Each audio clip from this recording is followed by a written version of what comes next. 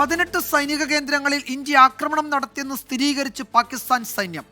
സേന തയ്യാറാക്കിയ റിപ്പോർട്ടിലാണ് ഇക്കാര്യം വ്യക്തമാക്കുന്നത്. അതേസമയം ഇന്ത്യ പാക് സംഘർഷം വിശദീകരിക്കാൻ കേന്ദ്ര സർക്കാർ പ്രത്യേക പാർലമെന്റ് സമ്മേളനം വിളിച്ചേക്കില്ല. പാർലമെന്റിന്റെ വർഷകാല സമ്മേളനം ജൂലൈ 21 ആരംഭിക്കും. മുമ്പ് പുറത്തുവന്ന റിപ്പോർട്ടുകൾക്കപ്പുറം കൂടുതൽ സൈനിക കേന്ദ്രങ്ങളിൽ ഇന്ത്യ ആക്രമണം നടത്തിയെന്ന് സ്ഥിരീകരിക്കുകയാണ് പാകിസ്ഥാൻ. 18 സൈനിക താവളങ്ങൾ ഇന്ത്യൻ ആക്രമണത്തിൽ തകർന്നുവെന്നാണ് പാക് സേനയുടെ റിപ്പോർട്ട്. അറ്റകുറ്റപ്പണിക്കായി പാകിസ്ഥാൻ തയ്യാറാക്കിയ റിപ്പോർട്ടിലാണ് ഈ വെളിപ്പെടുത്തൽ. പാകിസ്ഥാന്റെ 11 സേനാ കേന്ദ്രങ്ങളും 2 വ്യോമ പ്രതിരോധ സംവിധാനങ്ങളും തകർത്തുവെന്നാണ് നേരത്തെ പുറത്തുവന്ന വിവരം.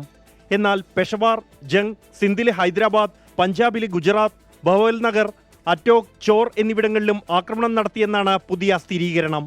പ്രതിപക്ഷം കടമ നിർവഹിച്ചുവെന്നും ഇനി എത്രയും വേഗം പ്രത്യേക പാർലമെന്റ് സമ്മേളനം വിളിച്ച് കാര്യങ്ങൾ വിശദീകരിക്കാൻ സർക്കാർ തയ്യാറാകണമെന്നും സർവകക്ഷി സംഘത്തിന്റെ ഭാഗമായി വിദേശ സന്ദർശനം പൂർത്തിയാക്കി മടങ്ങിയെത്തിയ ഡോക്ടർ ജോൺ ബ്രിട്ടാസ് MP ആവശ്യപ്പെട്ടു.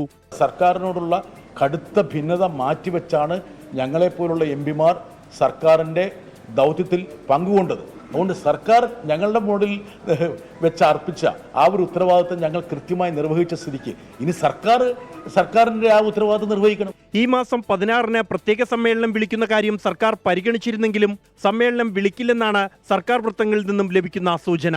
പാർലമെന്റിന്റെ വർഷകാല സമ്മേളനം ജൂലൈ 21 മുതൽ ഓഗസ്റ്റ് 12 വരെ ചേരുമെന്ന് പാർലമെന്ററി കാര്യമന്ത്രി കിരൺ റിജിജു അറിയിച്ചു.